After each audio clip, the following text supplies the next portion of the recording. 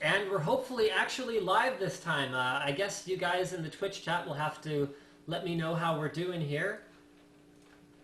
Are we live?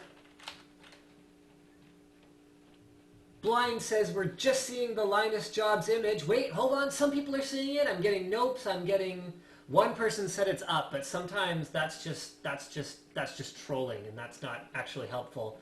Wait, now there's more people saying it's up. Yes, we're live.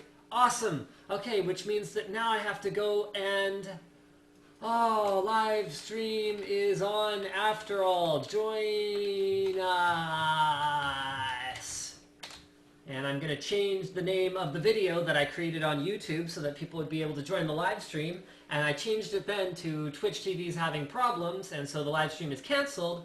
So pretty much everyone who looked at that video is now not going to join the live stream anymore. And oh, what a shame. What a shame. What a shame. So hopefully you guys have noticed that I have a completely new setup tonight. So I am no longer using a webcam. In fact, the webcam that I was using is not even here anymore. And not only is the webcam not here anymore, but this sound card and the other sound cards and the onboard sound that drove me crazy. None of that. I don't even need this anymore. Why am I even wearing this? Pointless. Okay, so the sound card that I was using before, the microphones, everything you guys have been complaining about is fixed. Totally fixed. Now, I haven't done much in terms of tweaking the actual streaming quality within Twitch TV, but what I have done is I have upgraded my camera, I have upgraded my microphone, I have upgraded my lighting. Is the lighting okay? Because I can turn it up, I can turn it down. I have upgraded my capture device, so I'm going to give you guys see, everyone on Twitch chat's going crazy. They're saying it's outstanding. So it's great, right? It's good. It looks like production quality kind of thing. Yes. All right. That is fantastic. I'm so happy to hear that because I know I've been promising you guys that I'm going to upgrade the equipment. And don't worry, we're not going to be stuck with this forever. I mean, remember how my face used to have like this deathly pallor of whiteness? Because basically, all I could do with my countertop setup here was have my laptop sitting here, and then I could just turn on all the lights in this room, which is really not enough for like a production environment. And then like my face was always whited out because the camera was way too close, but I couldn't move it any further away, and just everything was bad and everything was terrible. And Diesel's texting me right now. He's asking, did you change the picture profile? And I don't know, man. I don't know what's going on. And all I know is you guys are saying that everything is good. No, Tool 1289 cannot have my old equipment because we will still be using the old equipment. Now, a lot of people on my unboxing of the FS700 were a little bit critical. They were a little bit critical of how much money I spent on a camera for YouTube unboxings. However, there are big plans that involve far more than just unboxings on YouTube. That is the tip of the iceberg. That is not what the plan is for this uber expensive camera, okay? But we will still be using the XA10, we'll still be using the other equipment, just in different ways. So I want like a dual camera setup, I want an A-roll and a B-roll, I want the A-roll to be awesome. When the 4K firmware upgrade comes out for this camera, you guys can bet I will be upgrading it to it immediately so that we can start capturing 4K video, whether it's Linus Tech Tips or whether it's, Cats or any other channel. Depending on what we end up doing, but I want to be the first one to bring 4K video of all kinds of cool stuff to the YouTubes in a blog style, which means, we'll actually have sort of volume of content going on. So we're trying to get together the resources to put together like an editing machine and capture machine that can actually capture, like, honestly, guys, I've got a Velociraptor in the machine that I'm using right now to capture the HDMI stream. In fact, I'll give you guys a tour of the new setup very shortly here, but I've got a Velociraptor that I'm using for that. And when I ran the test with the Blackmagic Intensity Pro card, it basically gave me like, this isn't good enough to capture 1080p. Okay, so 4K is going to be about 4 times the bandwidth requirements of 1080p, which means I would basically need, like, the Velociraptor is so borderline, so I would basically need like a couple SSDs in RAID 0 to capture it per stream, and who knows, we might have more than one stream, okay? So I need a couple of those, or I need like 4 hard drives in RAID 0 just to capture this footage. And when I captured about 45 seconds of HDMI 1080p footage, I was getting like 1+ gigabyte file sizes. So when we're capturing 4K, every minute should be about 8 gigs. And yes, Tetrasky, I know that max res on YouTube is 1080p. 4K filming can be pointless all you want. However, YouTube is capable of outputting, I believe it's 2.5K, and downsampled 4K will always look better than something that was captured at 1080p. You can say it's useless all you want, but the future is something that we have to actually plan for around here. So I'm not going to invest in equipment that when 4K gets enabled, when everyone can actually afford to buy a 4K TV, I'm going to be ready for it.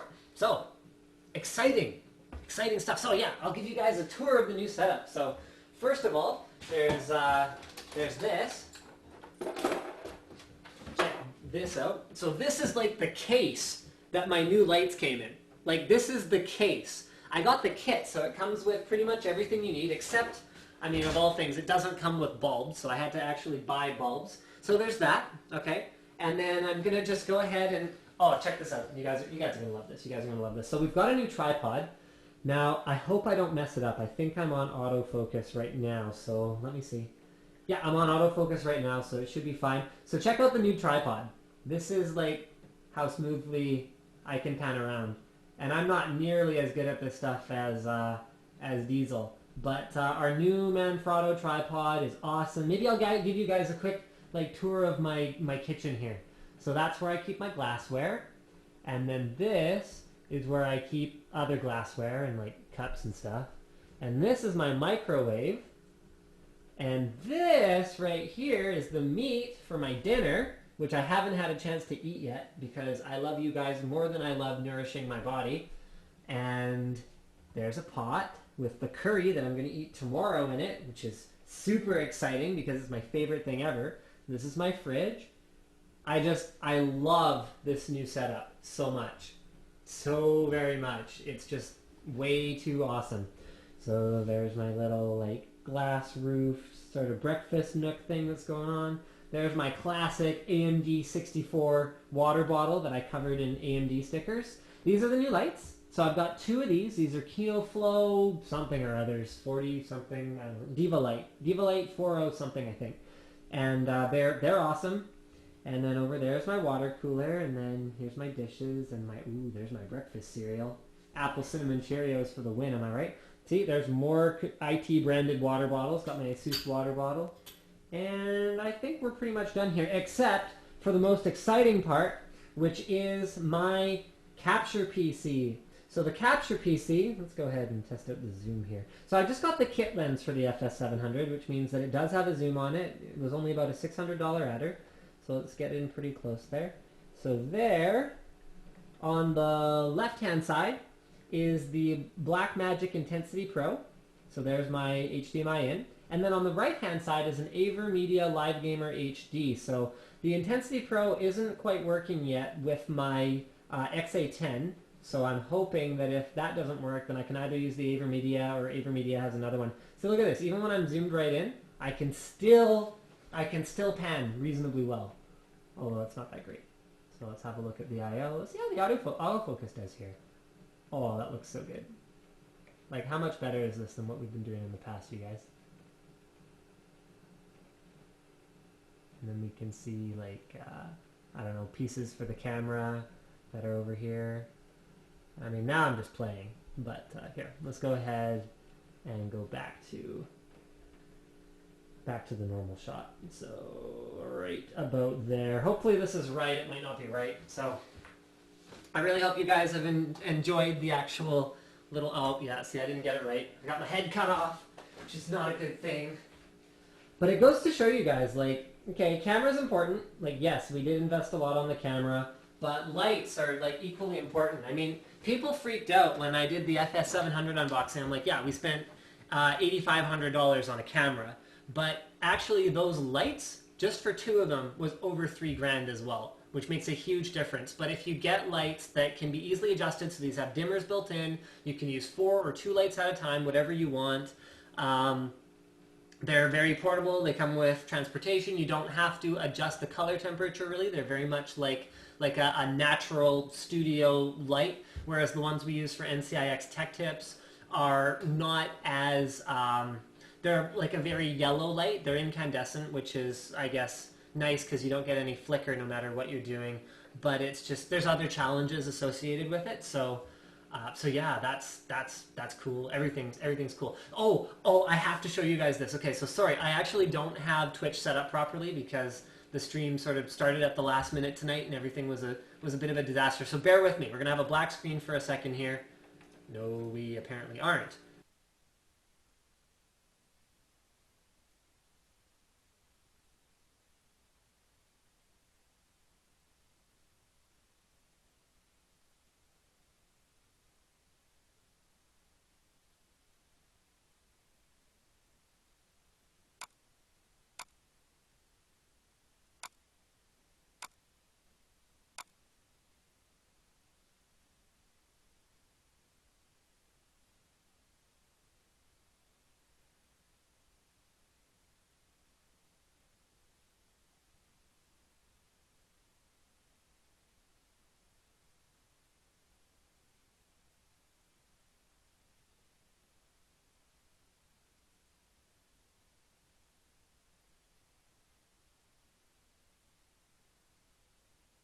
Due to my computer right now, but like, how freaking awesome is this new camera? You know, I didn't even realize that that the slow-mo guys on YouTube, I thought they had like a 25,000 FPS camera or something like that in order to capture some of the stuff that they're doing. But what I've realized now is that they've only got a 2500 FPS camera, which means we can capture in broad daylight, when we can keep the color quality reasonably good, we can capture up to 960 FPS at 1/4 of 1080p.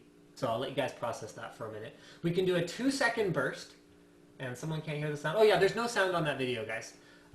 Okay, so we can do a 2-second burst at 960 FPS. We can do a 4-second burst at 480 FPS. So that's what you guys saw in that video there, which is amazing. And I mean, I know the color kind of sucks, but we were in the Tech Tip studio where we didn't have the best lighting. It wasn't outdoors.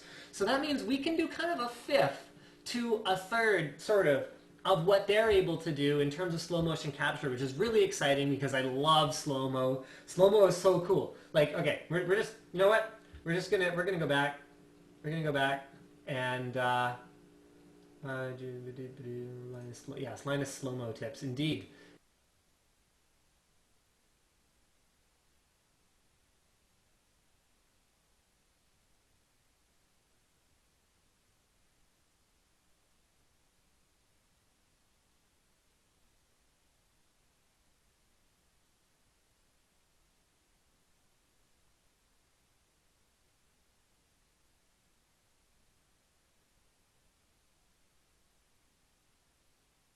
Or something like that. So it's no surprise that the table almost buckled under the strain of supporting his enormous weight. And it's possible he's watching this, and too bad, Slick, you're fat, and there's nothing else really to say about it. Now, hold on, give me a sec here, guys.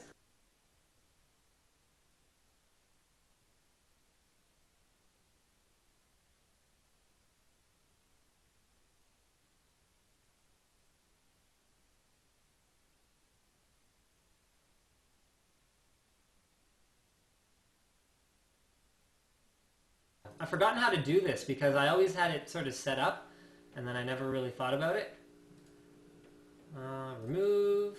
Okay, so we'll switch to this one now, and then I'm gonna just remove this one, and I'm gonna zoom in on my Twitter, and we're almost actually set up. I'm so sorry that I'm not as prepared as I would have liked to be tonight, but it was all about getting this new camera going for me here, guys. So I really, really, really wanted to do that tonight, and I honestly didn't get home until about 7:30. So I basically said hi to the baby, and then hi to my wife, and then I came down here and I got everything set up. I actually have not managed to even eat yet, but you guys know that you guys know I love you, and I'm trying to bring you guys like the best and most awesome live streams that I possibly can.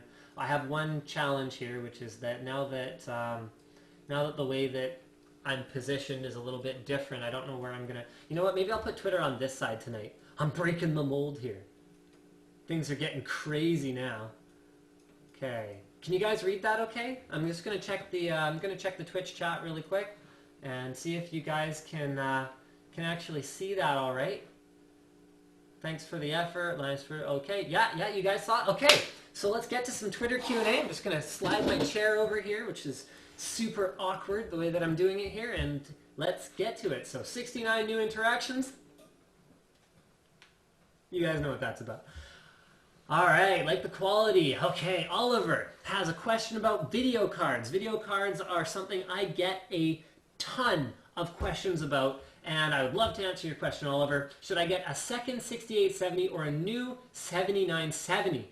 Best price to performance ratio. Okay, it is always a challenge to calculate the price to performance ratio of a Crossfire setup, because in one game, you might have a situation where the Crossfire setup destroys an equivalently priced single card. And I think someone's texting me over and over again.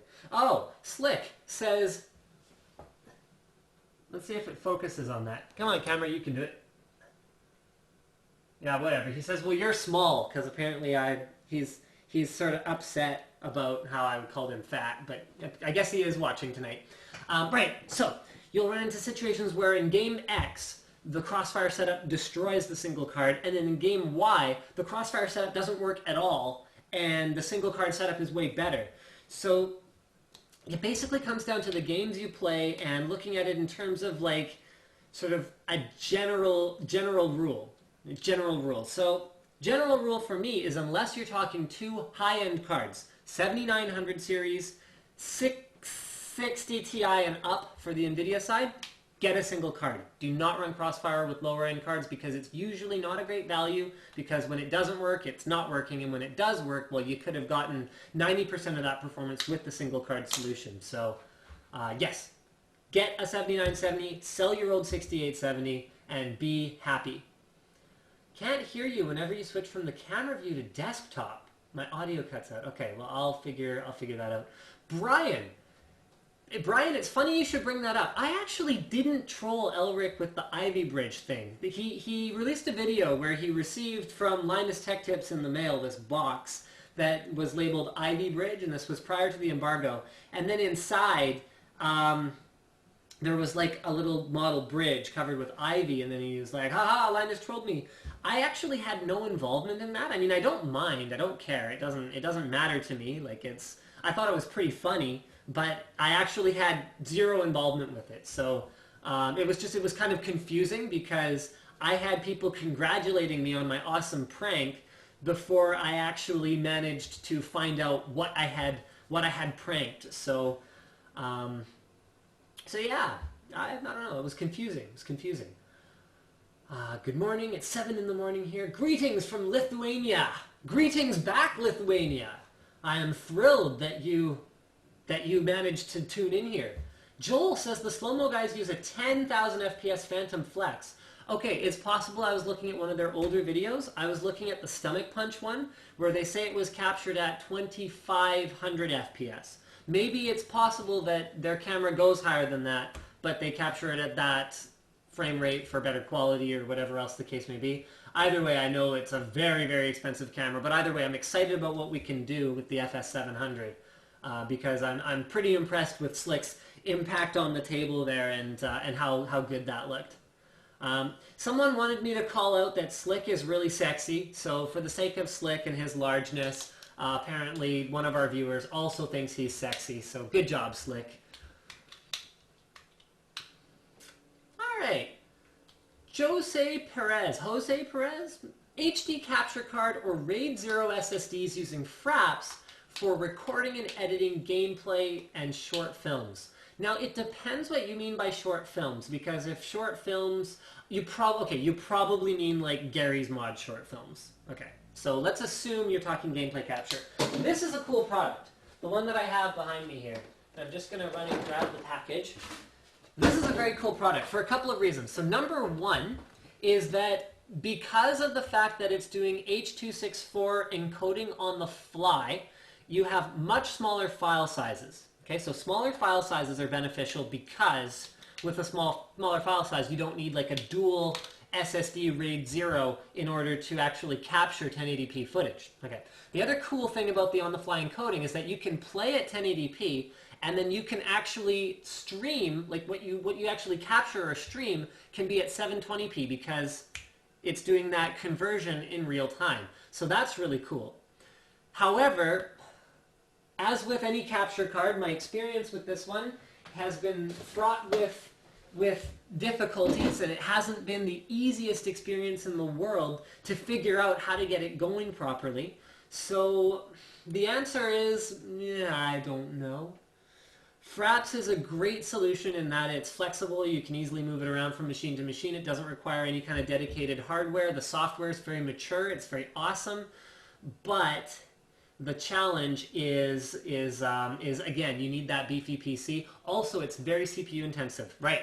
Benefit number 3 of using something like that, AverMedia Live Gamer, I think is the one. Yeah, Live Gamer HD capture card is that it's not going to affect your game performance. So you can run your PC at exactly the same performance as if you weren't recording, but you are recording. It offloads everything.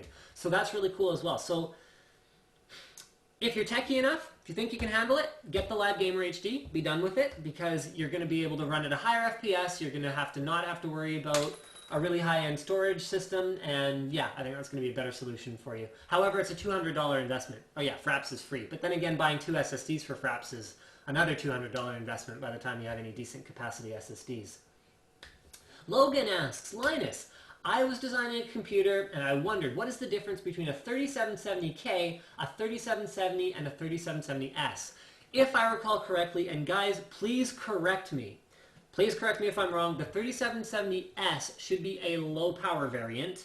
The 3770 is a slightly overclockable 3770 in that you can go, I think it's a few steps above the maximum turbo multiplier. You can still get pretty decent clock speeds out of it. I've got a 3770 that I was playing around with, and I was just kind of like, oh, okay, well, you can turn the QPI up to kind of 105-ish, and then that gives you some additional couple hundred megahertz, and then plus you can turn the multipliers up pretty high. I mean, by the time you sort of max out how high you can turn it up, you're getting to the point where you're starting to have to feed it more voltage than you'd probably like anyway. So 3770 is not a bad solution, but the K will go a little bit further. All right, guys?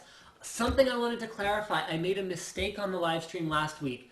Intel's Haswell CPUs are coming for LGA 1150, not 1155. So I get a lot of questions about socket 2011 versus socket 1155. So the premium enthusiast socket versus the mainstream socket for Intel. And remember, there's a third socket on the, well, okay, 2011 is also a server socket, but completely different platform in terms of the motherboards and the CPUs for the server side. So we're talking consumer and workstation.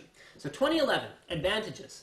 More than 4 cores, and that doesn't mean just 6 cores. We've got 6 cores and 8 cores now, but Intel has already said that when Ivy Bridge E comes, we're going to have 10 to 12 cores in a single socket. High performance Ivy Bridge cores, which is like getting my geek on as far as 2011 goes. Intel has also come out and said LGA 1155 is never getting more than 4 cores. Now, I don't know how many cores LGA 1150 is going to get, but I'm falling asleep. Take off your shirt. All right. Well, someone asked for it, so I'm not really going to do that. LGA 1150, I don't know how many cores it's going to get. It will get the Haswell architecture. 1155 is a dead end now. You will never get anything faster than an Ivy Bridge CPU with 4 cores and hyper-threading.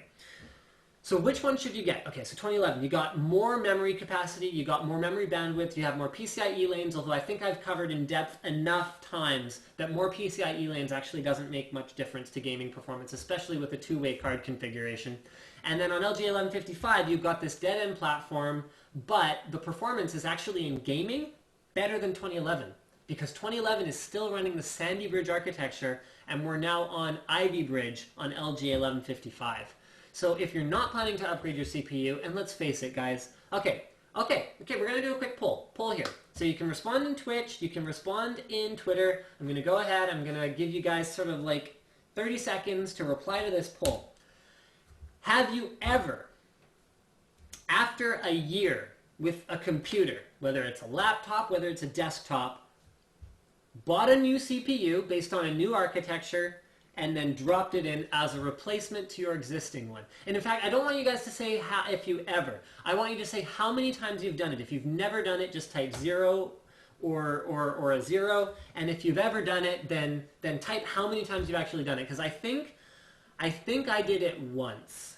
I think one time I went on socket 754. I went from a 3,000 plus to a 3,500 plus because I got like a fantastic deal or something stupid like that. I think that's the only time I ever did it. And the results are piling in. I'm going to go ahead and move Twitch over here so you guys can kind of see it. And then we'll do a Twitter result later. So does it matter that LGA 1155 doesn't have an upgrade platform? I don't think so.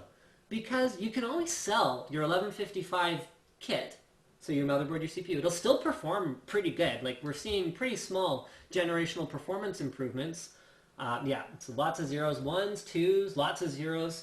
So you can always sell it and then buy a new one, and you'll probably take a $50 to $100 hit, which is pretty close to the $50 hit that you'd take by upgrading your existing 2011 CPU, or even a $100 hit, or whatever you take. Like the loss you take selling and rebuying hardware, I really don't think is that different however you go about it. So I'm not really sold on sockets and platforms as upgrade potential. I mean, AMD's done a good job of it. So AM3 is cool because you can install an 1100T, an FX 8150, and an FX 8350 in the same board, that's pretty cool. That's 3 generational changes. So they went from this socket having nothing higher end than a 6-core to all of a sudden having an 8-core and then an 8-core with a new architecture.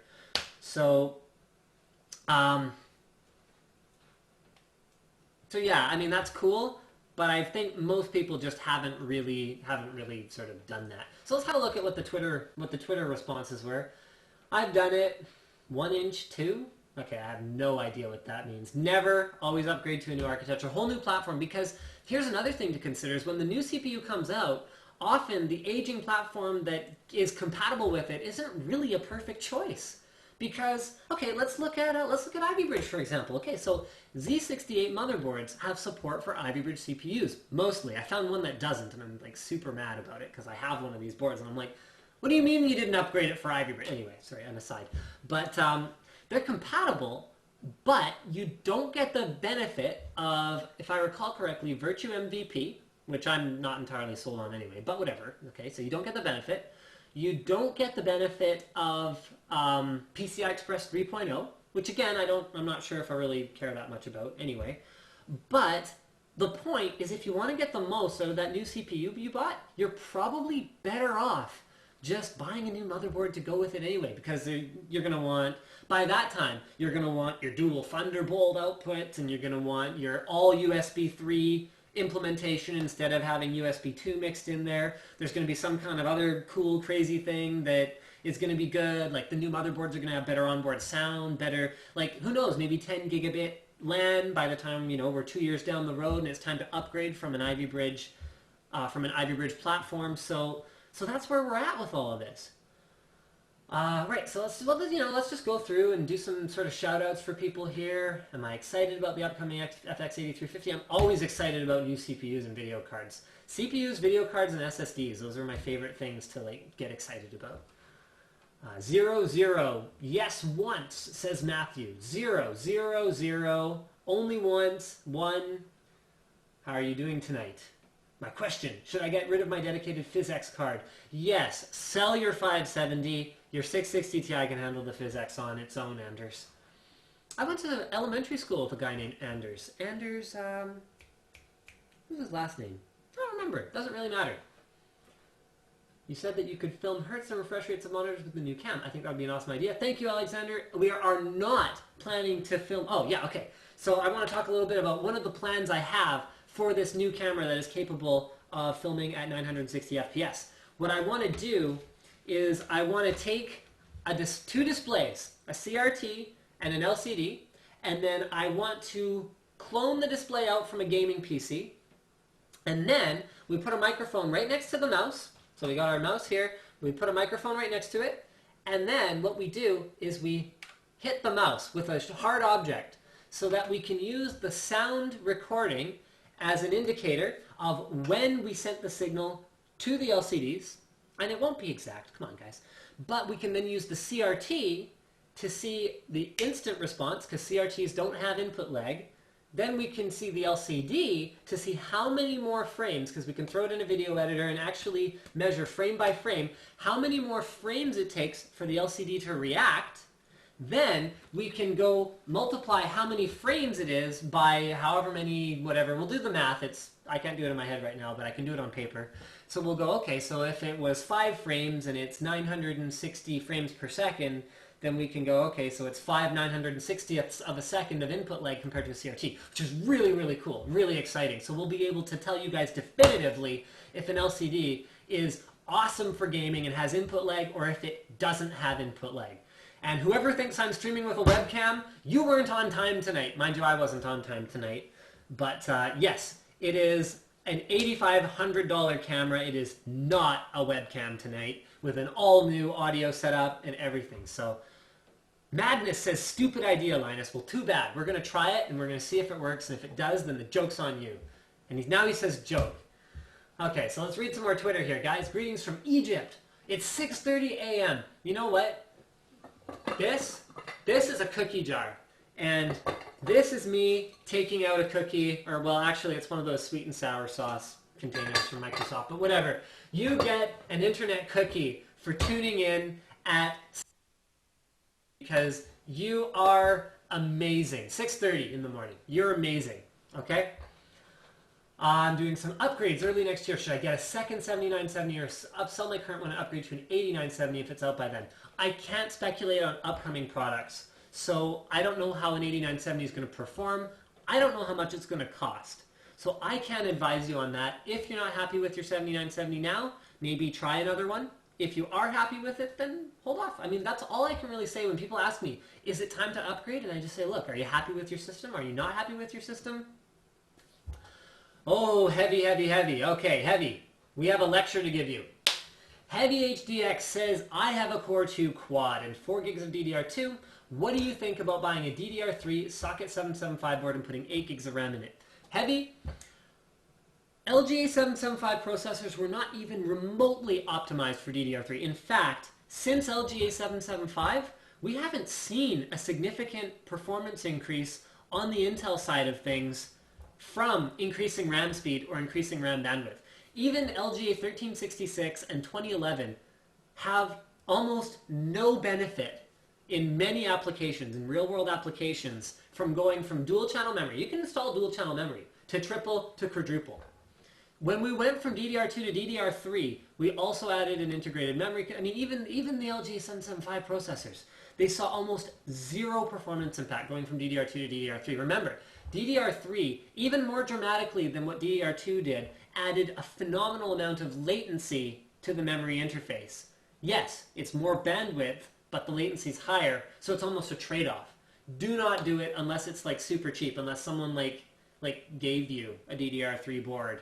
I mean, DDR3 is cheap, so the advantage is if you could find a DDR3 board for like 50 bucks, then the difference in price between buying 4 more gigs of DDR2 versus 8 gigs of DDR3, I mean, I don't know, you do the math, but that might be a way to sort of justify it. But you're not going to see a performance increase unless you need more RAM. I have people commenting on my shirt. This is like my favorite shirt ever. I actually have 2 of them. So I got this at a badminton tournament. So it doesn't say every day I'm shuffling. It says every day I'm shuttling. And see, he has badminton birdies for feet, and then he has a badminton racket for his hand there. So every day I'm shuttling, and I actually have 2 of them, and I love this shirt, and I am not taking it off again because I think you guys saw enough of my nipples earlier in this live stream. Nathan asks, which would you pick? The new Samsung 9 Series 27-inch PLS or the new Asus 27-inch PLS? You know what? I don't have experience with the new Samsung 27-inch. Or do I? Yes, I do. That's the one with the full glass front panel. I just wish it was touchscreen.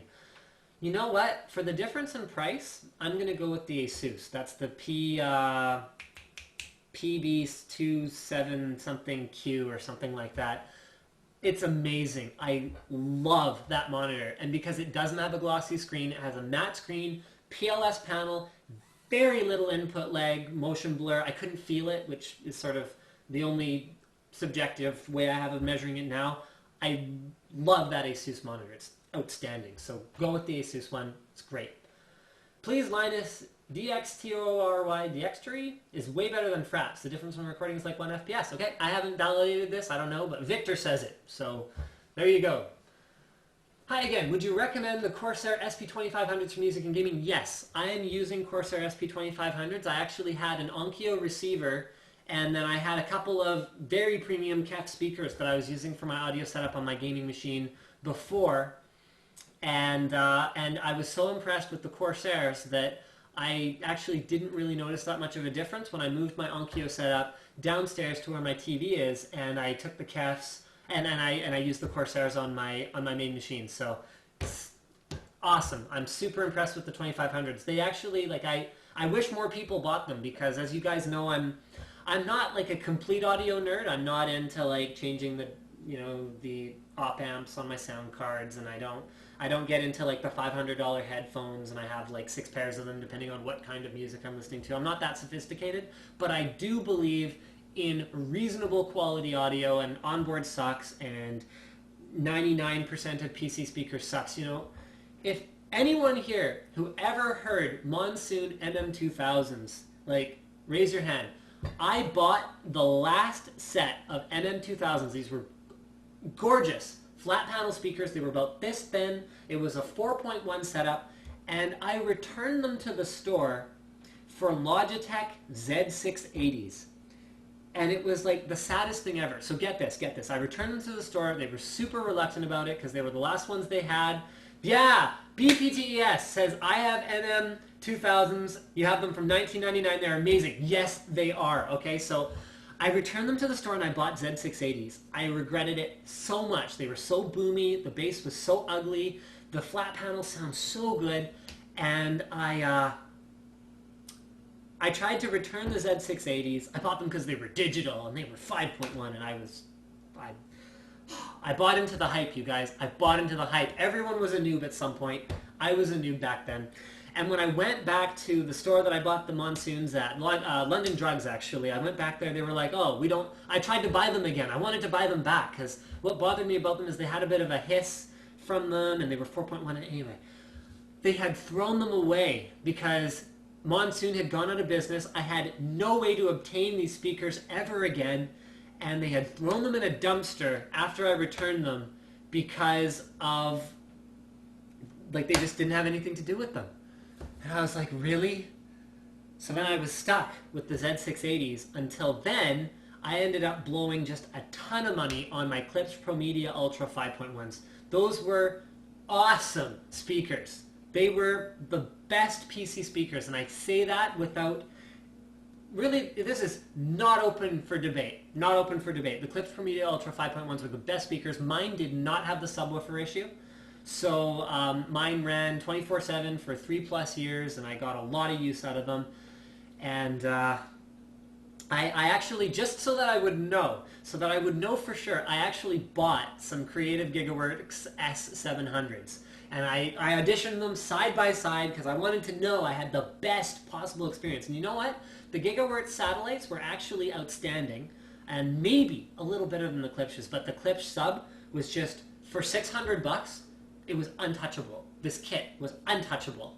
And then it wasn't until I had to get rid of my Klipsch's, long story, but then I upgraded to my Onkyos, and now I'm back to the Corsairs. The Corsairs are great, and I became more of a headphone guy because I moved in with, this is kind of embarrassing, but I lived with my wife's parents for like 3 years. So I moved into their house, which meant I couldn't crank my Klipsch's or anything that I had set up. So I ended up becoming a headphone guy, and then I got my my Sennheiser HD 555s, and then I moved on to my current favorite headphone set.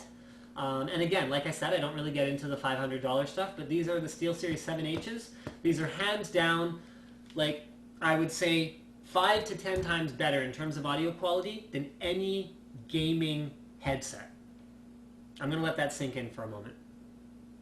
I'm going to have people saying, what about the 7.1 Psychos or 5.1s or whatever they are? You know what? Surround headphones are not a good experience because you're better off with bigger drivers than lots of little tinny ones, okay? So forget about your surround headphones. And Linus, what about the Carcarius or the this or the that or the Siberia V2? Where do people keep hearing that Siberia V2s are good headphones? Where is this misinformation coming from? Okay, we're going back to Twitter here. I want you guys to explain to me if you have heard that Siberia V2s are good headphones, where you heard that from.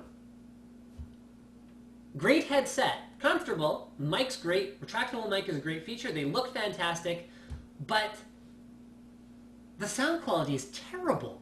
It's worth the extra, I think it's only an extra 20, 30 bucks to get the 7Hs. They're a little heavier, they're not as comfortable, they don't have as big earpieces, they have that fragile micro USB thing going on here, but if you're careful with it, mine are fine, I've been using them for over 2 years now.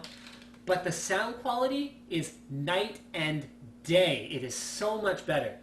So we're going to the Twitter boards. Oh, come on, guys, this isn't even related to what I asked. At Linus Tech on Twitter. You guys aren't even answering my questions. Okay, we're going to go back to the Siberias. We're going to go back to Siberias later. So 7H are awesome. And then the other great solution is getting something like a Sennheiser 555s. Or, and people keep telling me that there's a couple of other brands. I can't remember for the life of me right now. But, no, PC350, do not like PC350. I'm sorry. My wife loves the PC350s. I am not sold on PC350 at all. I haven't heard the 360s. Apparently they're a lot better. But, oh, Human Plow is leaving. Bye, I will finish this on YouTube. I'm actually very sorry to hear that. I love it when you guys tune in live because it's much more interactive and it like puffs up my ego that you guys tune in. So, yeah, oh yeah, Audio-Technica, thank you. That's the brand that people keep telling me is great. I have no experience with them though, so I don't really know what to tell you guys.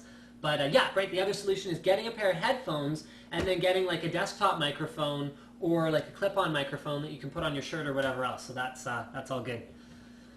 All right, so what about Astros? Okay, they are good for reasons other than sound. Avery, you are correct. They are comfortable, the mic is great, and they're a good value. They're very light, but I'm all about sound quality, personally. You know what? I'm not sold on the G600. I haven't played around with it enough, but it feels a little laggy on my 30-inch. Really, the test of a mouse for me, and this could be just the weirdest thing ever, but I find the higher resolution panel I'm using it on, the more noticeable any kind of lagginess or inaccuracy is. And I love the G9X. I am like a Logitech guy when it comes to peripherals. Here's my G15 Gen 1. Gen 1, you guys. G15 Gen 1 was a beast keyboard. I bought 3 because I never wanted to run out of Gen 1 G15s. And I still use them for like secondary applications and all that. But I'm not that sold on the G600 yet. Give me more time. Okay, give me more time. And I will play around with it some more. And I will come back with some kind of commentary on it. Okay, guys? Can you give me any stream tips on this build? You know what, Brendan? I'm sorry, I can't look at builds right now, just because everyone has to watch. John from Twitch praised the Siberia V2s. I hope John's tuned in tonight. John, you're wrong. And Siberia V2s and Psychos are terrible, so no. Friend who owned a pair, hated the sound quality. Yeah, I have a question. Are the fans in the 650D good, or should I replace them? No, they're not good. They're just stock case fans. I love Noctua fans. Corsair even has better higher-end fans these days. So yes, there's lots of better solutions out there. They're horrible. I use them now. The mic sucks. You know what? There's probably something wrong with your sound setup other than that, because the Siberia V2s do have a good mic. I guarantee it. If you have a good sound card, you have a good...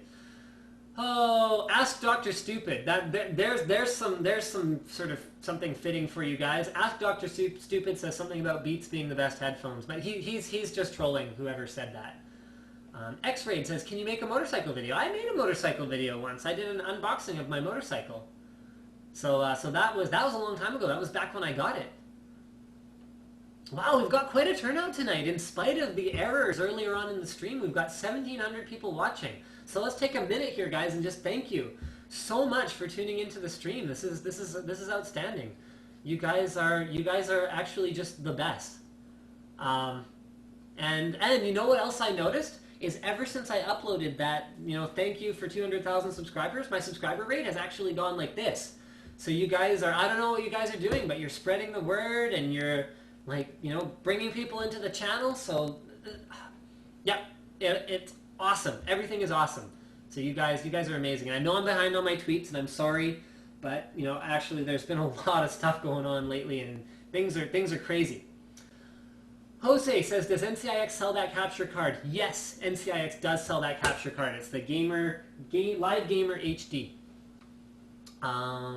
Foxington Fox, what is my server hardware specs? I've done videos about that. So if you search for Linus personal server, you should be able to come up with some of the videos I've done about my server. Stevie, not being able to sleep and catching the live stream. Thank you for tuning in, Stevie. That is amazing. 6 a.m. and he's still awake watching the live stream. Like I said, I have like the best followers. You guys are amazing. Because I know that actually for probably here, we're gonna lose Twitter for a second here. I know that for probably 90% of you guys, this time slot is terrible. But there's really nothing I can do about it. My wife wants me on the weekends, which I understand.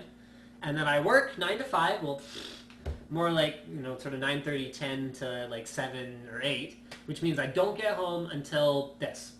However, sometime in the future, I will find a way to switch to like an afternoon my time, because late night my time means that on the East Coast of North America, you guys are screwed, because by the time I finish my live stream, it's like 1:30. Sorry guys. Europe, you guys are screwed, because you're just waking up, and you don't want to get up at 6. I mean, all you guys who are tuned in, you guys are awesome, but I know you don't want to get up at 6 to tune into the live stream. The only ones who it works for, again, yeah, Tom Cam here, oh, sorry, wrong one. Tom Cam here in the Twitch chat says, yeah, well, it's 3:58 in Melbourne. Yeah, I was just going to say, the one demographic that this works for is the viewers in Australia. And then I don't think I have a ton of viewers in Asia. But yeah, the viewers in Australia, this works for them, but everyone else pretty much gets the shaft on this starting time. So at some point I'll move it, and we'll figure out a way to make that work for everyone.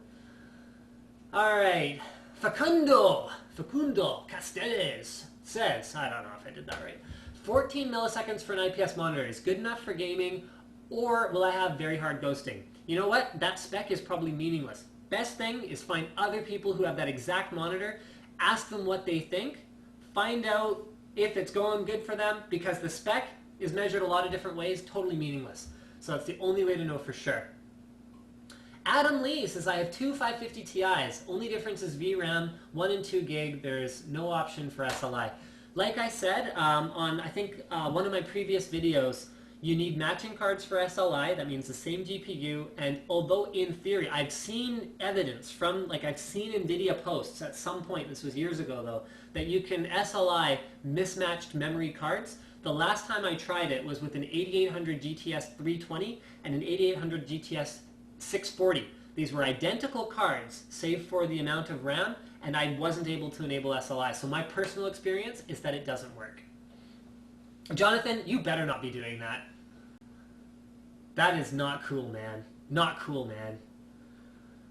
Hey, Amintha says, hey from Edmonton. Hey from Edmonton too. I guess it's good to be in Edmonton this year, because we the Vancouver Canucks don't have to kick the Oilers' butts so hard in hockey for the entire season. And I just lost a viewer from Edmonton. But seriously, guys, I mean, I don't know how many Canadians there are here, but this is the third work stoppage that we've had in the NHL. The third work stoppage in the NHL since Gary Bettman has been commissioner. And I personally am like super steamed up about this. I know you guys did not tune in for sports talk radio. That is not what you're into. But come on. Okay, so a few different things. If you guys aren't in Canada or you don't care and you're not familiar with the lockout, okay, so basically there was a collective bargaining agreement back in 2004 that everyone signed, okay? The league signed, the players signed, okay? Now it's renegotiation time, and the league, the players made a lot of concessions last time. The league is basically going, okay, whatever share of the profits you guys were getting before, we're cutting that, I think it's about by 20%, so it's a huge cut from the players because we have to control the expenditures and the cost. The league is making more money than they ever have before. They're doing great as a whole. Yes, some teams aren't doing well, but you know what? Maybe it's time to man up, be like the NFL, and implement revenue sharing from the premium teams that are doing really well to the dog teams that aren't doing really well, okay? So maybe that's the solution. League's doing great as a whole. So this time around, they're saying, okay, yeah, well, no. We can't afford to pay you this much. Now, here's the kicker. Here's what kills me about this whole thing. In the time between the end of last season and the lockout commencing, we had huge mega contracts being signed with players. We're talking like huge long-term contracts worth 20, 30, 50 million dollars. Can't remember the details. I just remember that I was super mad about it because here are the owners and the league saying, oh, we have to control player salaries, so we have to cut down how much we can pay the players in order to reach an agreement here. And then here's on the other hand, they're saying, oh, here's a whole bunch of money to aging players. And so do you want to keep your payroll under control? Do you not want to keep your payroll under control? I don't know what the answer is. But we're going back to tech because hockey's stupid and there's no hockey this year, and that makes me very sad, but it gives me more time for benchmarking video cards. So I guess it worked out for all of us. Moving right along here, so sorry for the hockey rant, for those of you who aren't interested in hockey. Linus, I see you have a Zonar Sense in your rig, and I'm planning to get one, but why aren't you using the PC350 headset? Because I hate it. Because I don't like it. Because the Zonar Sense is a great sound card, and the PC350 my wife is using because she has funny shaped ears and it fits on her head or something, so there you go. Alright, Twitter questions. Heavy HD says, I love when someone responds to my tweets and live streams. You're welcome. I recently bought an Agility for 128 gig and I'm only getting around 250 megabyte reads and write. That's probably about right, actually. Agility for 128 gig, especially once you fill it up more than half, is not that fast of a drive. The Indolynx controller, Marvell controller that's powered by Indolynx firmware is not as fast once the drive gets more full as it is when the drive is empty. Something to be aware of. Jamie, when do you think Thunderbolt is going to be coming to the PC? Can you explain why it's still absent on the PC? Jamie, my main man, Thunderbolt is here. I have done like 6 videos about it. Check this out. You can get a Thunderbolt-enabled motherboard from MSI for, is this the cheap one? Yeah, I think this is the one. For under $200 now. Thunderbolt MSI motherboard, under $200. It's so new there isn't a picture. This is a brand new SKU, 77016 on NCIX. Z77A, G45 Thunderbolt. Thunderbolt is here, and Thunderbolt may actually end up coming in handy for me because I think in order to capture the kind of 1080p and 4K streams I'm going to want to do, I'm going to need like multiple WD dual Thunderbolt enclosures with Velociraptors in them. I'm going to need to RAID 0 a whole whack of them, and things are going to get crazy. Can you give a shout out to North Van? I can! Shout out to North Van. Oh, you know what? I promised someone who actually requested, and this doesn't happen that often, but someone requested that I autograph something for them and send it to them. And they're in like Europe or something, so I was just like, oh, you know what? I don't think it's realistic for me to autograph something and ship it there. I mean, you know, it's really cool that you asked, and I'm super flattered and all of that. But I promised that I would give a shout out in this live stream to my very special viewer. Hold on. Where is it? Where is it?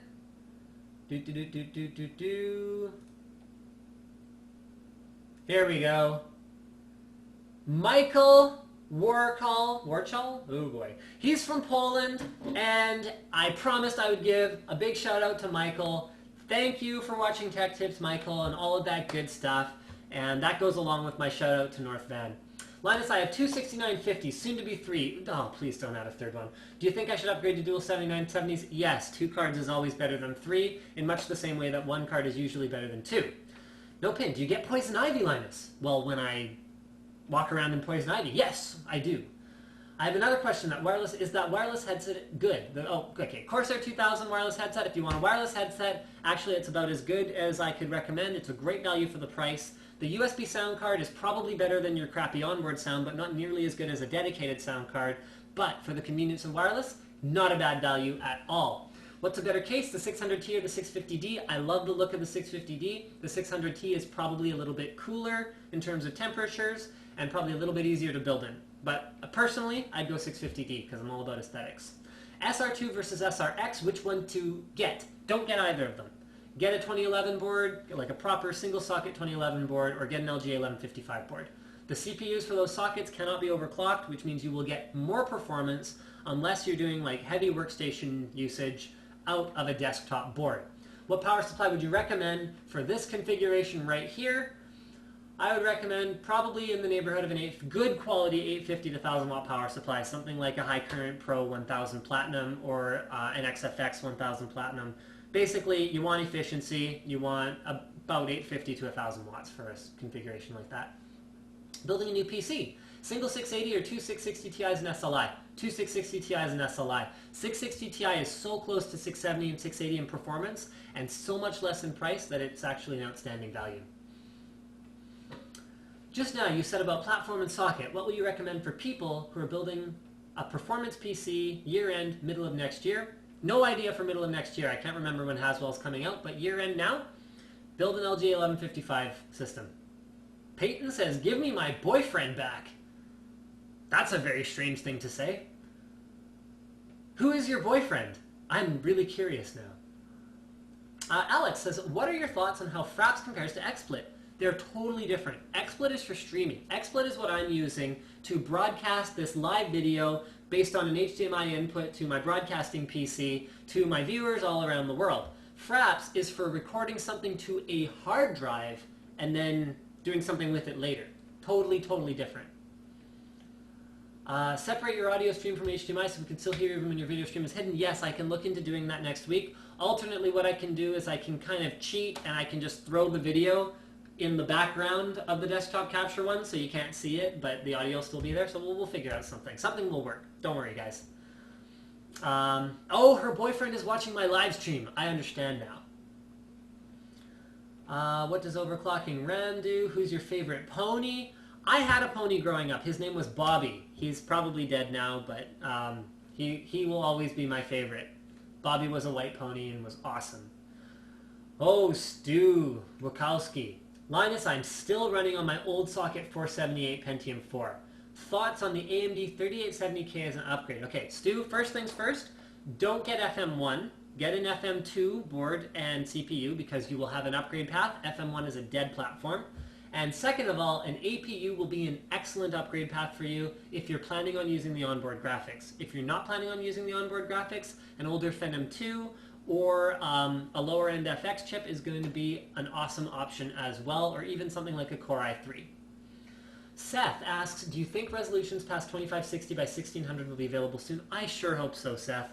I sure hope so, because I really, really want higher resolution panels.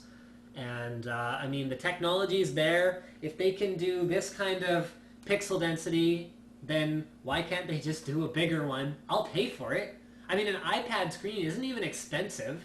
So if we just kind of went, okay, so, you know, we'll 4x or 6x the size, and then the yields will go down by this much, and, you know, it'll cost $1,000 or $2,000. I actually don't care. If you can deliver me a 4K 30-inch monitor, here, any manufacturers watching this stream tonight, if you guys can deliver me a 4K 30-inch monitor, I will personally commit to spending $2,500 on one.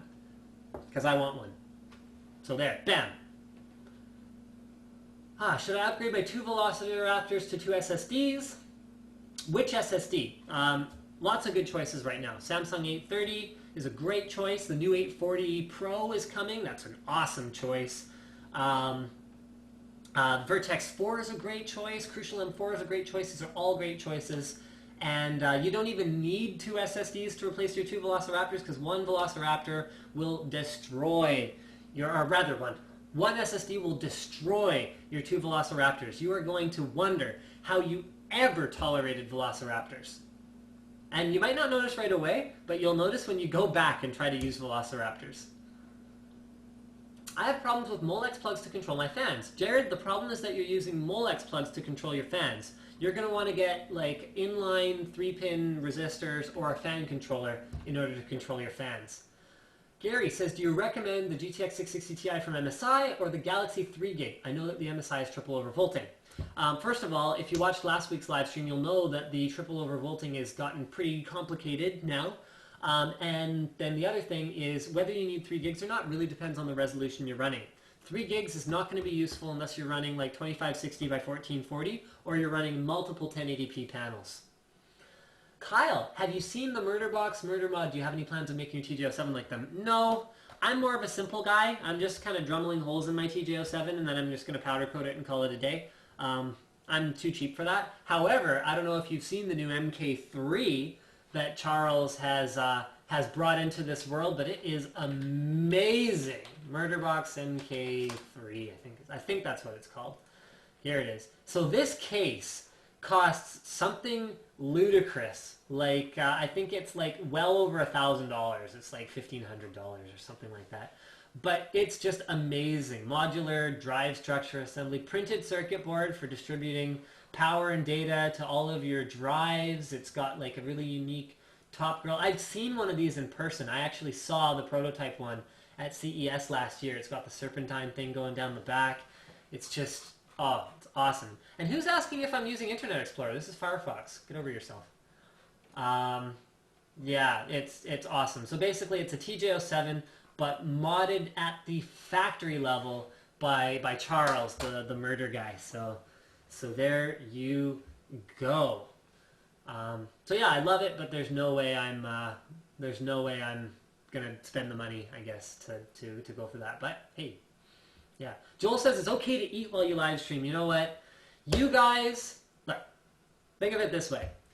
I have almost 1,800 people now tuning in to watch me do something that hopefully is entertaining. I owe it to you guys to pay attention so that you have my full and undivided attention during that time, okay? So I'm not going to do that, you guys. I'm going to take Twitter questions for the rest of the night, so if you guys aren't interested in Twitter questions, then I guess you can tune out now, but I hope you guys are interested. Jared, USB headset, better than onboard? Yes. However, solutions like this are awesome. This is the Zonar U3. So this is just a little USB sound card if you're using a laptop that you can't add a sound card to, or if you don't want to invest a ton of money into a proper sound card. This is a great solution. It actually has an amped output. I mean, not a ton. I think it's good to up to 150 ohm resistance for the headphones. It has a great microphone in, very clean, great solution. But yes, a USB headset is better. Albin says, what is good for editing video cards? Priority for the processor first, then the graphics card. Okay, couple things. If you're using Adobe, you want a CUDA-capable graphics card. Diesel taught me this. You must have CUDA because it does real-time acceleration for all kinds of great stuff in Adobe. You don't even need a workstation card. So priority number 1, make sure you got a CUDA card. Priority number 2, well, almost priority 1/2 for both of these. Beast CPU, because video encoding, video exporting from video editing applications is still heavily CPU dependent. You'll also need boatloads of RAM, at least 16 gigs of RAM in a 1080p, reasonably high-end editing machine where you're doing any kind of After Effects. 32 gigs even preferred, but 16 gigs should be great. And then finally, if I was going to do a final upgrade, I would go to a Quadro card with a full high, whatever it is, full spectrum, whatever, more color depth. So Quadro cards can output deep color, and then you can get monitors that have 8-bit panels in them so that you can actually see to a greater degree of accuracy what you're working on. So that's where I would get into a more professional editing setup. I'm in Ontario. Canada Computers is beating NCIX prices 80% of the time. Will you guys price match? Absolutely. NCIX price matches every day, all the time. Walk in, show them the price on the computer, done. It'll price match it for you. Dragon says, what do you think of the Plextor M5 SSDs? They're outstanding. Again, I'm sorry I missed them. I should have mentioned them. Great options. Plextor has done an amazing job of optimizing their firmwares. So I don't know if you guys know this, but Plextor is a major manufacturer, and they are all about QC. I mean, even going back to optical drives, Plextor was all about the best quality. So their SSDs are outstanding. So there you go. Joe, what are the specs of your streaming PC? Oh, funny you should ask. Okay, it's got a 2500K that I've overclocked just a little bit in a Shuttle Z68. It's got 8 gigs of RAM, and it's got 2 HDMI capture cards. I'm using onboard video because I want to, at some point, okay, I'm really excited about this. So right now, we're doing a single camera. Realistically, for this live show, once we get a proper set, now that we've got a camera, I want 2 HDMI streams coming in. I want a dual camera setup, so we have a lock shot, just a single sort of fixed camera angle there, and then we can have like a floating cameraman we can have guests and they can come get different angles, or they can come look at close-ups of what I'm looking at, and that's what I really want. I want more like a broadcast experience for the live streams here, so that's why I went with dual capture cards and a reasonably beefy PC. But I still haven't figured out how I'm going to get all of that data off of the computer. I mean, I might end up with like an eSATA output to like a tower for one of the streams, and then a USB 3 output to a tower for the other. I don't know how I'm going to do that. We'll get to that. We'll get to that. What about the Razer Tiamat? The Razer Tiamat is a gaming headset. I haven't heard it. It might be great, but I just sort of doubt it. David, do you think there will be more multi-touch desktop monitors? Absolutely. I am super excited about desktop multi-touch monitors. I did another episode of NCIX Tech Tips that'll be coming out soon with the Acer 10-point multi-touch monitor. Just a guide on the gestures you can use in Windows 8. I am just super excited about the whole touchscreen experience. Nathaniel says, I'm a Toronto fan, so it doesn't really bother me. Oh, I think he's talking about the Hockey Talk. But anyways, do you have recommendations for routers? Right now, I'm using an EA 4500 with the non-Cisco Cloud firmware. Super happy with it. Although WD's new MyNet routers look very exciting, especially the 900 series with the on-the-fly adaptive quality of service. I haven't actually tried it yet, though, so give me a little while, and I will try it out. And I'm super excited to try that out. So those are the two that I would sort of look at. You can't go wrong with Linksys. It's just, yeah, you can't go wrong. Connor says, when do you think they'll make OLED monitors? Connor, not soon enough. I want my 4K 30-inch OLED monitor, and I'm super excited. I'm so sad that Canon SED never made it. I mean, this was exciting stuff. Canon was developing this in collaboration with someone. It was supposed to bring, yes, the SED is dead. Thanks a lot for that. Surface or something, whatever. They had prototypes. It was going to be as thin as LCD at the time. It was going to have the response times of CRT, the contrast ratios, the colors of CRT.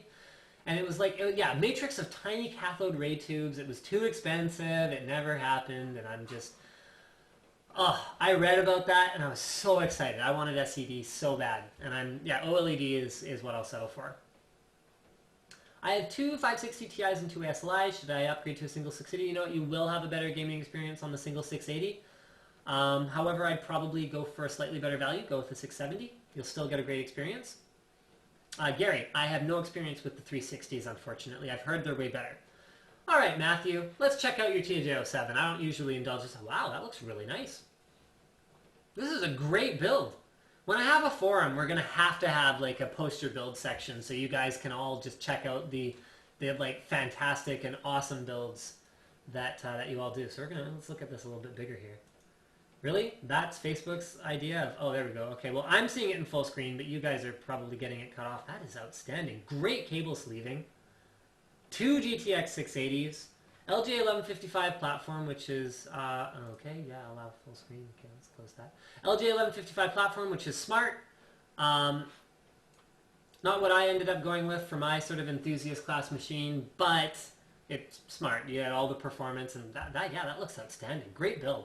There's no way I'm putting that much work into mine. I love the, I love the clean mid-plate, but I'm just kind of looking at it going like, I can get one cut, I can get it powder coated after I drill some holes and stuff, but I upgrade my rig so often and I'm always tinkering around with it that it's actually more work than it's worth for me to have tubes like routed through holes and stuff, so I'm just going to leave the stock mid plate. Ash wants to know, is it even possible to have a resolution of 2560 by 1600 that runs on 120 hertz? The problem right now is DVI. DVI can't carry any more than 1920 by 1200 120 hertz or 2560 by 1600 60 hertz. So DisplayPort will have a way for us to make things more better. Foxington Fox, do you think that dual socket is worth it for rendering video, etc.? It can be, but you got to be working on really high-end stuff in order for that to start to make a difference. What do you think about the 558s? Haven't tried them, unfortunately. Sorry, man. Best gaming headset, price no object, 7H. Same answer as before. What do you think about 2 Caviar Black hard drives in RAID 0, not for holding vital info, just for speed? You're not going to get a great speed experience out of it, man. I'm sorry. SSD is the way to go for speed. People who think that hard drives are almost as fast as SSDs because of the sequential megabyte per second ratings of them are kidding themselves. It's not about that at all. Not about that at all. So yes, it's all about random, which SSD is way better for. Are you really running an AGP video card? I'm sorry, man. I'm very sorry to hear that. WinForce 3 or TwinFrozer 5? Hard to say. Part of the problem with these brandings, so DirectCU, WinForce, and TwinFrozer, is that a lot of the time it's actually a different cooler on every given card. Different number of heat pipes, different fans. What do you want me to say? It comes down to the individual cards. Who's my favorite My Little Pony? You know what? I was never actually into My Little Pony. I know I mention it from time to time, but I'm just joking. Is a 600 hertz TV good for gaming? Not that I will go over 140. A 600 hertz TV is not a 600 hertz display. And it's probably fine for gaming because a 600 hertz TV is bound to be a pretty high-end one, unless it's a plasma, in which case, yes, plasmas are great for gaming. The only disadvantage of plasma these days is that it's not as good in a bright environment, so you have to have a darker room. Tester says, I'm interested in this YouTube thing, and I'm thinking about starting a channel. Can you give me tips for that? Linus YouTube tips. My tip would be that... what do I say without sort of being discouraging? People ask me this all the time, how do I do this YouTube thing? And I don't have a good answer. So priority number 1 is however much energy you think you're projecting, amp it up by 5 times. Because there's all those jokes about how the camera adds 10 pounds or, you know, takes off 2 inches or whatever the camera does. The camera tones down your energy level to about a quarter or a tenth of what you're actually doing. If I were to talk the way I actually talk to a person, like the way I talk to someone in real life, this is what I'd sound like. I'd be like, okay, yeah, hey, how's it going? And this is how I talk to people. It's not very interesting. People who, you know, put on their headset mic and they're like, yeah, so I'm doing a live stream right now. I'm streaming my gaming. You know, I ran across the bridge and oh man, there was like a troll underneath. And the problem with the way you talk to a person is that it assumes that they are making eye contact with you, that they are engaging in your facial expressions and your gestures, and that they can see the context of everything around you, and it keeps them engaged. Okay? They're also there in person. They can smell you, they can hear you, they can see you, they can use their senses. When you're on video, they don't have the benefit of all of that. Every gesture has to be way bigger. That's why on a stage or on a movie, the actors wear all this makeup. Like, have you ever gone to a play and seen any of the actors after the performance, and when you see them up close, they've got like this makeup caked onto their faces, and their eyes are painted up like you wouldn't believe, because when you're further away, when you don't have that context, you have to emphasize things so much more for people to get the point, to get engaged, to be excited, to be amped up the same way that you are. So that's tip number 1. And that is not a grow up. This is a fig tree. It's a fig tree. It doesn't even look like a marijuana plant. This is the leaf. What are you talking about? Jeez. Kids today, that's what I say. Okay, tip number 2 is you're not going to make it alone. For every Jenna Marbles, there are, I mean, at this point, there's so many YouTube users. There's probably like, for every Jenna Marbles, there's probably 1 million people who are getting 10 to 15 views on every video that they put up. The way that I made it was with a partnership. So I had a retailer that I was partnered with that gave me access to the hardware, gave me access to the equipment I needed. I don't know if I could have done this 100% on my own, or at least I wouldn't have the momentum that I have. So that's another thing, is figure out partnerships. Don't try to do it alone. Don't try and be like the lone wolf. And no, I don't watch Jenna Marbles. I can't stand her videos. I made it about a third of the way through one not that long ago, and I was just kind of like, okay. So she swears. She's kind of crude. She's a lot more popular than I am, so full points for that. That's cool. But it just doesn't really do it for me. I don't know. It just didn't really do it for me. Okay, so anyway, that's all the tips I have for YouTube for tonight. Try to say my name, Matthias Brandolini. That's not hard. Or Matthias Brandolini. I actually went to school with a girl last name Brandolini. What do I think of the Tritton AX Pro? I don't think much of it. I think that you should get... The thing about audio is you want to go with a company that understands audio. Someone like Sennheiser. Okay, shout out to Matthew from Australia, but that's it for the shout outs. No more shout outs tonight. Thomas asks what monitor I'm using right now. This is a Samsung SyncMaster 215TW. Super old, but my personal philosophy, anything but TN. The input lag on this thing is terrible. It's hardly even usable, but I hate TN monitors. I won't use them. Unless they're 120 Hz and they're 3D ready, in which case you don't really have a choice, because there's nothing else. Thomas says, just got this error. Windows detected a hard drive failure. I don't have enough storage to back up till tomorrow. What to do now? Shut down, Thomas. Shut down right now and hope that it still works. Oh, I'm sorry. Twitter's not up. There you go, guys. I hope that it stays working long enough for you to sort of do okay with that. Joseph, when using quiet fans on a triple rad, is it better for the radiator to be thin or thick, or does it really matter? You want the lowest restriction possible if you're looking for a quiet setup. So that means you either want a thick rad with very, very loose fin spacing, or you want a thin rad so that you'll still be able to get air to move through the radiator. It's just not going to get stopped out right.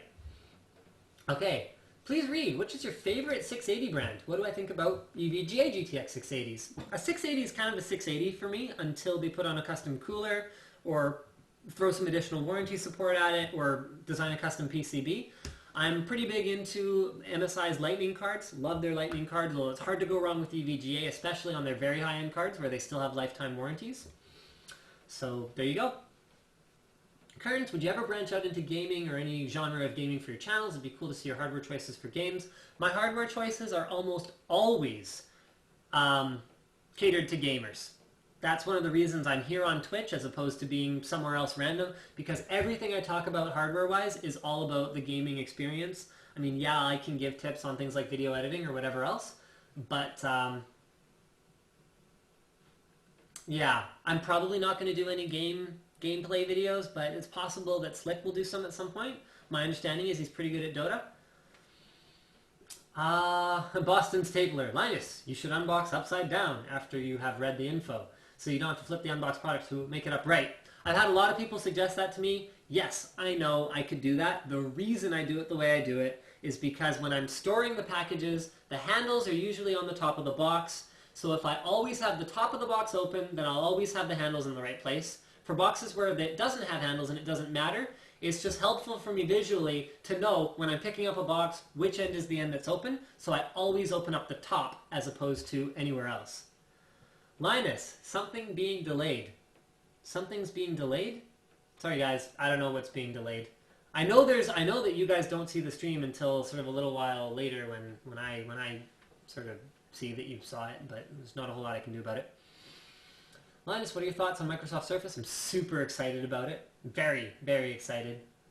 What SSD would I recommend? 120 gig, under $100. Get an M4 or get an 830. Have you ever mistered a man of a Mr. Man?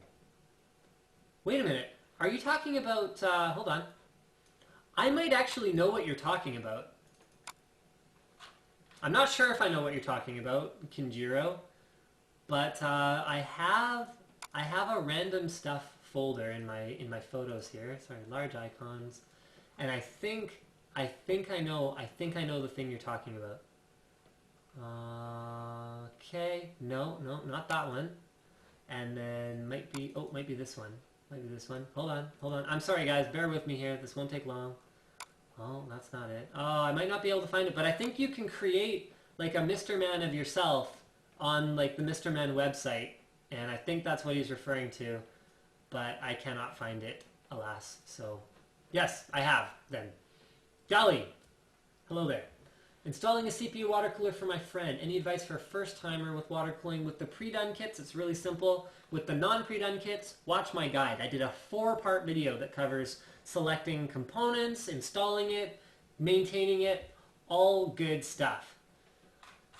Will I ever tell my baby's name? I haven't decided yet. For now, I'm keeping his name quiet because, you know, as much as you guys might see baby pictures of him on Twitter or whatever else, I don't want him to be in a situation where he goes to kindergarten and, like, you know, people sort of know who he is already and it's kind of weird. So, yeah. Yeah, that was a picture of my wife, guys. That's not a porn stash. That's my wife. That's an old picture of her. That's when she was in high school.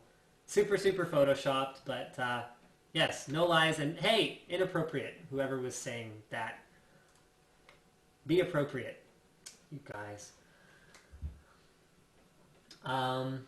Slick, did Slick actually create a Twitch channel?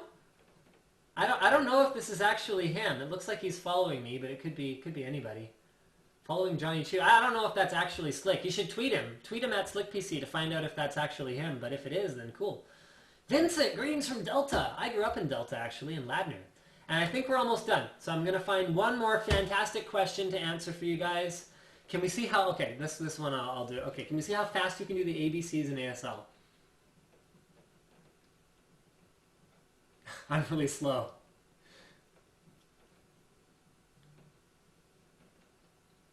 There, that's how fast I can do them in ASL. I used to be a lot faster. Okay, want to upgrade to a something. Will MSI void my GPU warranty if I install an aftermarket water block? Not if they don't know about it.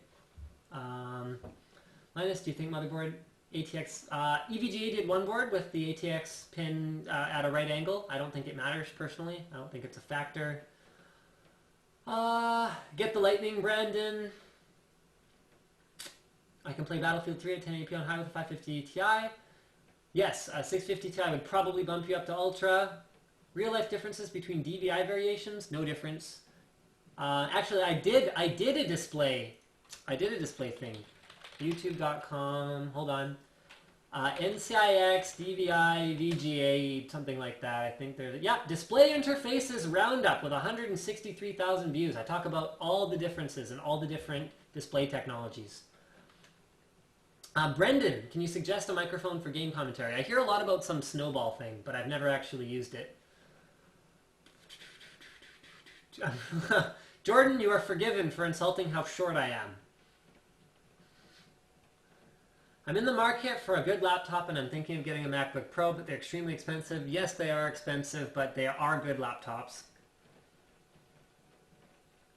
Lewis, yes, this is madness. Tyrone asks if I've ever been to jail. No, I have not, actually. That's a very strange question. Have you seen the Leap Motion? I vaguely remember something about it, but I'm sorry. What are your thoughts on the Vulcans versus the 7H? Vulcans are awesome. The noise cancellation is outstanding. The Vulcans are the closest to the 7H that I've yet encountered. They're awesome. They're a little bit heavy. I personally find them not as comfortable as the 7Hs. The audio quality is not quite as good, but the sound isolation is amazing. Outstanding. Very good product. Angel, you can donate your MacBook Pro to me. I'd love to have a 2010 MacBook Pro. I'd install Windows on it, mind you, but, you know. Dali, what do I use to do my watts at the wall? I use a little power meter. I got it at Canadian Tire. It was like 30 bucks. What reservoir are you using? I'm using a T-Virus reservoir for my personal rig. No, I'm not planning to be at the Radeon Extravaganza, but you guys should definitely check it out. So it's AMD Extravaganza. It's going to be in Toronto. I think it's actually at the AMD headquarters, which is kind of cool, so you can check that out. So it's there on Facebook. You can attend. I think it looks like 50 people are going. The Crazy Russian will be there, and NCIX Esther will be there. So if you guys do go, we will have people there. Chris Lim, I remember you! Trial cameraman from the Zyxel videos. Hope to see you again soon. Applying to be Esther's new cameraman. That's awesome. Oh, that's fun. You know what's funny is I actually went through all of the Esther was asking me for some advice on finding an assistant, and I was like, oh, okay, well, here's all of the applications I received, and I actually saw your application I was going through, and I was like, oh yeah, you know, maybe I should give her these and see if she wants to get in touch with some of these guys, because these were the guys that I already filtered down to be like the best of the best. And everyone I interviewed was outstanding, to be perfectly honest. But hey, that's awesome. Hi, Chris. Chris, I actually interviewed for Slick's position, but Slick won out for, you know, and it was, honestly, it was really close. It was like, it was really hard making some of the calls for the people that I thought were really good, and I couldn't hire them. John, my favorite switches are blues. However, they're a little bit loud for my living situation with a baby, so I'm using blacks right now for my favorite mechanical switches. Not a big fan of the Razer Black Widow keyboards. They're great on paper, but just using them. Keyboards are so personal. Don't like the travel distance, and I don't like the overall feel of the keyboard. Not my favorite. All right. You know what? I think we're going to have to call it quits for tonight, guys. Thank you so much to all. I think this is one of my best turnouts yet. Over 1,800 people tuned in tonight. Thank you so much for watching, and I hope you guys have enjoyed the improved video quality and is the audio quality better tonight? Like, is it good? Is it really good? I hope so. I hope you guys have enjoyed it. I want you guys to know this. That camera, this is my wallet. This is where the camera and the audio gear came from. I am serious about improving the quality of everything that we do. I know that it's, you know, going to take time, but I hope you guys are going to stick with me. Keep watching, stay subscribed, spread the word, tune into the live streams. It means a lot to me. And good night, everyone.